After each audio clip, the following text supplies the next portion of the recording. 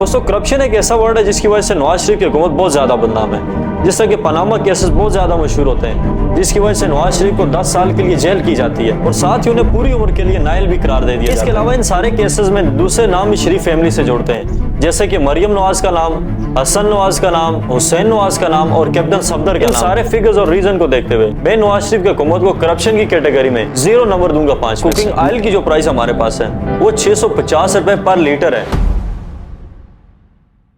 कैसे हैं दोस्तों, पाकिस्तान में जब भी कोई नई पॉलिटिकल पार्टी पावर में आती है तो उसकी ओपोजिशन उस पर यह इल्जाम लगाती है कि इसने धांधली करके ये इलेक्शन जीते हैं, जबकि दूसरी तरफ पावर में आने वाली पॉलिटिकल पार्टी वो जो उन्होंने अवाम के साथ, अपनी पब्लिक के साथ वादे किए होते हैं, जैसा कि इन्फ्लेशन को कम करने का, नई जॉब अपॉर्चुनिटीज को क्रिएट करने का, वो उन्हें भूलकर ब्लेम गेम खेलना शुरू कर देते हैं। वो अपने ओपोजिशन को रिवेंज का निशाना बनाते हैं। मोस्ट रिसेंटली हमने इसकी एग्जांपल देखी जब नून लीग ने इमरान खान की हुकूमत को गिराया और उसके बाद फिर हमने देखा कि कैसे राना सनाउल्लाह ने पीटीआई के मेंबरान पे इल्जामात लगाए और उनको जेल की तरफ धकेला।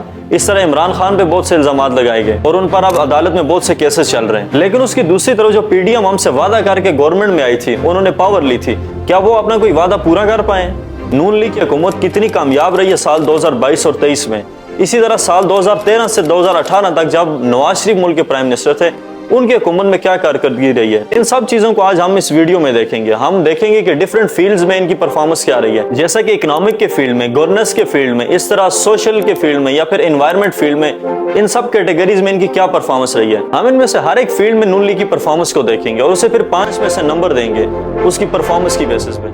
Accordingly, Honorable Mia Mohammad Nawaz Sharif Saab is declared to have been elected as the Prime Minister of the Islamic Republic of Pakistan. Pakistan के 18 करोड़ अवाम की खातिर इस बदबख्त लोड शेडिंग, बेरोजगारी, गुर्बत, महंगाई, इसको खत्म करने की खातिर Pakistan's Prime Minister Nawaz Sharif has resigned after the country's Supreme Court unanimously ruled that he should be disqualified over corruption allegations. The leak of the Panama Papers in 2016 were revelations that would force him from politics. क्यों निकाला नवाज शरीफ को? नून league की government जो साल 2013 से शुरू होती है और साल 2018 पे खत्म होती है, यानी कि नवाज शरीफ का दौर, और उसके बाद शहबाज शरीफ का दौर 2022-23 का। इनके इस दौर में हम देखेंगे कि जीडीपी की ग्रोथ कितनी रही है। दोस्तों यहाँ पे जीडीपी का मतलब अगर आपको बताऊं तो इन्वेस्टोपीडिया के मुताबिक किसी भी मुल्क में वहाँ की गुड्स और सर्विसेज की जो मार्केट वैल्यू चल रही है एक स्पेसिफिक टाइम पीरियड के लिए, वो क्या होगी, ये आइडेंटिफाई करता है कि उस मुल्क की जीडीपी क्या है। साल 2013 में जब नून लीग की हुकूमत आती है तो मुल्क की जीडीपी उस टाइम 4.4% होती है, लेकिन वक्त के साथ साथ साल 2018 में जब उनकी हुकूमत खत्म होती है तो यही जीडीपी 6.5% पे चली जाती है। हम इस ग्राफ में देख सकते हैं कि कैसे ये जीडीपी इंक्रीज हुई है। यानी 1% जीडीपी ग्रोथ का आप मतलब इस तरह निकाल सकते हैं कि अगर 1% जीडीपी ग्रोथ किसी मुल्क की इंक्रीज होती है तो उसमें 30 लाख नई जॉब अपॉर्चुनिटीज क्रिएट होती हैं। इस जीडीपी के इंक्रीज होने का सारा क्रेडिट नवाज शरीफ को नहीं जाता, क्योंकि उस वक्त हम देखते हैं कि जब ऑयल प्राइसेस पूरी दुनिया में बहुत कम हो रही थी, और साथ ही साथ एक और बहुत बड़ा फैक्टर जो नवाज शरीफ ने आईएमएफ से कर्जे लिए थे, यानी पाकिस्तान की हिस्ट्री में सबसे ज्यादा कर्जे लिए गए थे 39 बिलियन डॉलर्स के, और साल 2016 में तो तकरीबन 10 बिलियन डॉलर का कर्जा लिया था, जो कि पाकिस्तान की 70 साल तारीख में सबसे ज्यादा लिया जाने वाला कर्जा था। अब ये जो सारे कर्जे लिए गए थे नवाज शरीफ के दौर में, इसमें हमने देखा कि उन्होंने आर्टिफिशियली अपनी इकोनॉमी को तो बैलेंस कर लिया था, लेकिन बाद में इसके बहुत ड्रास्टिक इफेक्ट पड़ते हैं पाकिस्तान की इकोनॉमी पे। इसके अलावा अगर आज हम देखें तो शहबाज शरीफ ने सऊदी गवर्नमेंट से बहुत से लोन्स ले रखे हैं और साथ ही साथ उन्होंने 7 बिलियन डॉलर आईएमएफ से भी लोन लेने की एप्लीकेशन भरी हुई है। इन सारे रीजन को देखते हुए मैं नवाज शरीफ और शहबाज शरीफ की गवर्नमेंट को सिर्फ 5 में से 2 नंबर दूंगा जीडीपी ग्रोथ में। नई आने वाली गवर्नमेंट हमेशा ये वादा करती है कि वो अनएम्प्लॉयमेंट को खत्म करेगी, नई जॉब अपॉर्चुनिटीज क्रिएट करेगी। साल 2013 में जब नून लीग की गवर्नमेंट आती है तो हम देखते हैं कि मुल्क की अनएम्प्लॉयमेंट रेट 6.5% है, जो कि बहुत ज्यादा है। नवाज शरीफ की गवर्नमेंट ने नई जॉब अपॉर्चुनिटीज क्रिएट करने के लिए गवर्नमेंट जो इंडस्ट्री थी उनको प्राइवेटाइज कर दिया गया, जिसकी वजह से नई जॉब अपॉर्चुनिटीज क्रिएट हुई। इसके अलावा दूसरे बहुत से सेक्टर में डेवलपमेंट की, सीपैक का बजट बढ़ा दिया गया, जिसकी वजह से ओवरऑल जॉब अपॉर्चुनिटीज क्रिएट हुई। इसके अलावा नवाज शरीफ की गवर्नमेंट इंटरेस्ट फ्री लोन्स निकालती है, स्मॉल बिजनेस लोन्स निकालती है, यूथ की स्किल्स को डेवलपमेंट करने के लिए बहुत सी स्कीम्स निकालती है ताकि इस मसले को एड्रेस किया जा सके। लेकिन ये मसला फिर भी हम देखते हैं कि वैसा ही रहता है, यानी साल 2018 में जब इनकी गवर्नमेंट खत्म होती है तो अनएम्प्लॉयमेंट रेट सिर्फ 0.7% कम होकर 5.97% रह जाता है। इस परसेंटेज से अगर हम अंदाजा लगाएं तो तकरीबन मुल्क के 40 लाख सिविलियन लेबर्स अनएम्प्लॉयमेंट का शिकार होते हैं। आज साल 2023 में शहबाज शरीफ की हुकूमत में यही अनएम्प्लॉयमेंट का रेट 6.4% है, जो कि एक्सपेक्ट किया जा रहा है कि 2024 में बढ़कर 8.5% तक इंक्रीज हो जाएगा। इसलिए इस फील्ड में नून लीग को सिर्फ 5 में से 2 नंबर मिलते हैं।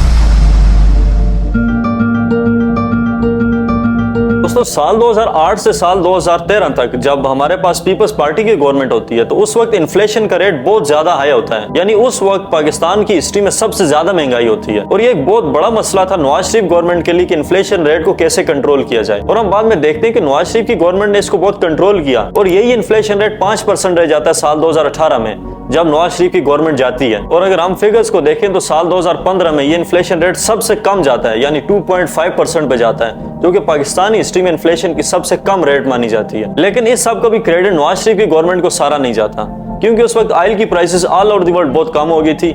और साथ दूसरा बड़ा फैक्टर जो 39 बिलियन लोन्स लिए थे इन्होंने IMF से। जबकि शहबाज शरीफ की हुकूमत में आज 2023 में ये इन्फ्लेशन रेट फरवरी की रिपोर्ट्स के मुताबिक 31% तक है और आज अप्रैल की रिपोर्ट के मुताबिक यही इन्फ्लेशन रेट 35% तक इंक्रीज हो गया। ये पाकिस्तान की हिस्ट्री का सबसे ज्यादा इन्फ्लेशन रेट माना जाता है। साल 1973 में हमने देखा था कि ये इन्फ्लेशन रेट 17% तक इंक्रीज हुआ था, लेकिन अब साल 2023 में ये 35% तक चला गया। आप इस चीज का आइडिया ऐसे लगा लें कि कुकिंग ऑयल की जो प्राइस हमारे पास है वो 650 रुपए पर लीटर है और आगरा की रिपोर्ट के मुताबिक जो हमारे पास LPG मिल रहा है वो 260 रुपए पर केजी है। इन सब रीजन को देखते हुए इस कैटेगरी यानी इन्फ्लेशन की कैटेगरी में नून लीग को सिर्फ 1 नंबर मिलता है 5 में से इनकी परफॉर्मेंस की बुनियाद पर। दोस्तों, इस कैटेगरी यानी ईज ऑफ डूइंग बिजनेस में हमारे पास जो रिपोर्ट्स हैं वो साल 2018 तक की वर्ल्ड बैंक ने जो प्रोवाइड की हैं, उसके मुताबिक हम देखते हैं कि 11 डिफरेंट फील्ड में इंप्रूवमेंट होती है पाकिस्तान में और पाकिस्तान की रैंकिंग इंप्रूव होकर 136 पोजीशन पे चली जाती है। इसलिए इस कैटेगरी में हम नवाज शरीफ की हुकूमत को 4 नंबर देते हैं 5 में। इंफ्रास्ट्रक्चर की डेवलपमेंट हमारे पास रोड की कंस्ट्रक्शन, हाईवेज की कंस्ट्रक्शन, रेलवे की कंस्ट्रक्शन, उसके साथ इलेक्ट्रिफिकेशन देखी जाती है कि कितनी हुई है उस गवर्नमेंट में। नवाज शरीफ की गवर्नमेंट हमारे पास इंफ्रास्ट्रक्चर के डेवलपमेंट के लिए काफी मशहूर है। इस गवर्नमेंट में हम देखते हैं कि बहुत से नए हाईवेज बने, बहुत से नए रोड्स बने, इलेक्ट्रिफिकेशन की गई और इसके अलावा बहुत से नए नए प्रोजेक्ट लगाए गए। साल 2016 में हमारे पास नून लीग एक प्रोजेक्ट लॉन्च कर दिया जो खादिम पंजाब प्रोजेक्ट के नाम से मशहूर होता है। इसमें तकरीबन 150 बिलियन रुपीस लगाए जाते हैं इस प्रोजेक्ट को कामयाब बनाने में। लेकिन बाद में हम देखते हैं कि इसमें बिलियंस ऑफ रुपीस की करप्शन भी देखने को मिलती है। हाईवेज बनाने में तो वैसे भी नवाज शरीफ की गवर्नमेंट काफी मशहूर है। जिस तरह की हैदराबाद से कराची की हाईवे बनाई जाती है साल 2013 से 18 के दरमियान और जिसकी लेंथ तकरीबन 75 किलोमीटर होती है। इसके अलावा दूसरे बहुत से इस तरह के प्रोजेक्ट्स पर 11 बिलियन डॉलर्स का खर्चा किया जाता है। लेकिन बाद में हमें एक न्यूज़पेपर द न्यूज़र की ये रिपोर्ट मिलती है कि ये प्रोजेक्ट बहुत ज्यादा महंगे किए गए थे, यानी हाई कॉस्ट पे ये प्रोजेक्ट किए गए थे। जिस तरह के हमारे पास 2 लेन मोटरवे है, उसका 1 किलोमीटर बनाने के लिए जो प्रोजेक्ट पर मुआहदा किया गया था वो हमारे पास 118 मिलियन रुपीस का किया गया था, जबकि यही नॉर्मली 11 मिलियन रुपीस में काम पूरा हो सकता है इसमें। अगर इलेक्ट्रिफिकेशन की बात करें तो ट्रिब्यून की रिपोर्ट के मुताबिक साल 2008 से 2011 तक सिर्फ 3500 मेगावाट जो पावर हमारे पास वो ऐड की जाती है नेशनल ग्रिड में। ये असल में आसिफ अली जरदारी का दौर था जिसमें हमने देखा कि इलेक्ट्रिसिटी की बहुत शॉर्टेज देखने को मिलती थी हमें ऑल ओवर द कंट्री। जबकि 2015 की ट्रिब्यून की जो रिपोर्ट है उसमें हम देखते हैं कि नवाज शरीफ के दौर हुकूमत में यही प्रोजेक्ट लॉन्च किए जाते हैं 10,000 मेगावाट के, जो कि ये पावर ऐड की जाएगी नेशनल ग्रिड में। ये जो सारे प्रोजेक्ट्स लगाए गए थे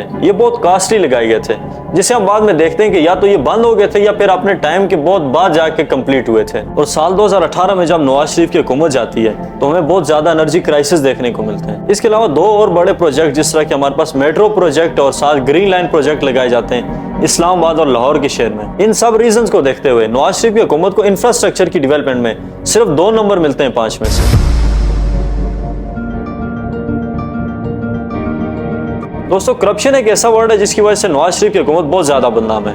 जिस तरह के पनामा केसेस बहुत ज्यादा मशहूर होते हैं जिसकी वजह से नवाज शरीफ को 10 साल के लिए जेल की जाती है और साथ ही उन्हें पूरी उम्र के लिए नायल भी करार दे दिया जाता है। इसके अलावा $10 मिलियन का उन पर फाइन किया जाता है। इसके अलावा जो और बड़े केसेस चल रहे हैं जिस तरह के Avon field references, flagship references और अल अजीजिया स्टील मिल जैसे रेफरेंसेस, ये जो बड़े मशहूर केसेस हैं जो नवाज शरीफ पर चल रहे हैं आज अदालत में। इसके अलावा शरीफ फैमिली में से शहबाज शरीफ पर रमजान शुगर मिल का केस, आशियाना हाउसिंग स्कीम का केस, इसके अलावा उन पर आमदनी से ज्यादा असासों का केस चल रहा है। इसके अलावा इन सारे केसेस में दूसरे नाम भी शरीफ फैमिली से जोड़ते हैं, जैसे कि मरियम नवाज का नाम, हसन नवाज का नाम, हुसैन नवाज का नाम और कैप्टन सफदर का नाम, जो कि इन सारे केसेस के साथ जुड़े हुए हैं और जो सारे शरीफ फैमिली से ही बिलोंग करते हैं। इस तरह नून लीग के दूसरे बड़े मिनिस्टर जैसा कि शाहिद खाकान अब्बासी, उन पर LNG का केस चल रहा है। साथ हम देखते हैं कि ख्वाजा साद आसिफ पर पैरागॉन सिटी का केस और आमनी से जायद असासों का केस चल रहा है। मिलियंस ऑफ डॉलर्स की करप्शन के केस नेब जमा करवाती है हमारे पास कोर्ट में। इन सारे फिगर्स और रीजन को देखते हुए मैं नवाज शरीफ की हुकूमत को करप्शन की कैटेगरी में 0 नंबर दूंगा 5 में से। नेशनल सिक्योरिटी में नवाज शरीफ की हुकूमत काफी कामयाब रहती है।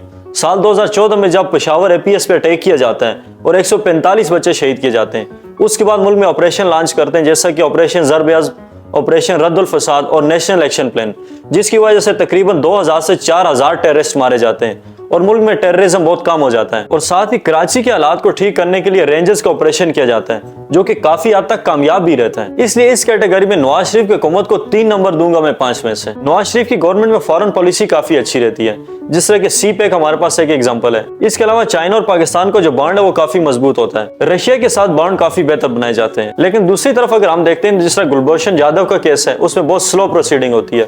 इस तरह एक्सपोर्ट के लिए बहुत वीक कॉन्ट्रैक्ट किए जाते हैं। साथ ही CPEC में हम देखते हैं कि बार बार कॉन्ट्रैक्ट में चेंज देखने को मिलता है। इन सब रीजन को देखते हुए फॉरेन पॉलिसी के केस में मैं नवाज शरीफ की हुकूमत को सिर्फ 2 नंबर दूंगा 5 में से। दोस्तों, अगर हम इन सारी फील्ड्स के नंबर्स को टोटल करें और नवाज शरीफ की हुकूमत का एक रिपोर्ट कार्ड तैयार करें तो 40 में से सिर्फ 16 नंबर मिलते हैं नवाज शरीफ की हुकूमत को, जो कि 40% बनता है उसकी परफॉर्मेंस का। नून लीग की इस परफॉर्मेंस पे आप अपना ओपिनियन शेयर कर सकते हैं हमारे साथ नीचे कमेंट में। दोस्तों, ये सिर्फ एक वीडियो नहीं है, इस पे हम पूरी सीरीज बनाएंगे जिसमें हम PTI और पीपल्स पार्टी की परफॉर्मेंस को डिस्कस करेंगे। उनके लिए भी हम इसी तरह एक रिपोर्ट कार्ड तैयार करेंगे। फिर आप कंपेयर करना कि इन सब में से किसकी परफॉर्मेंस आपके नजदीक ज्यादा बेटर है।